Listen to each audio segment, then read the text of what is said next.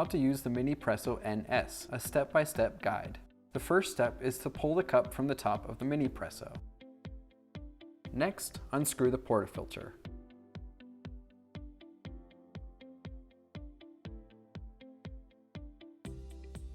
Insert the capsule into the Mini Presso. Then, screw on the portafilter tightly to pierce the capsule. Make sure the portafilter is as tight as it can go so the Mini Presso can extract the espresso from the capsule properly. Unscrew the water tank.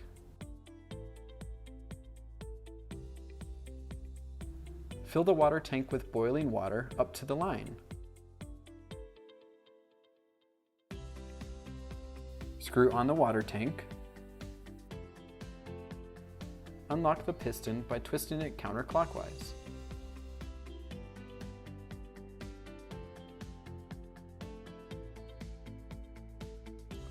Pump the Mini Presso to extract the espresso. Enjoy!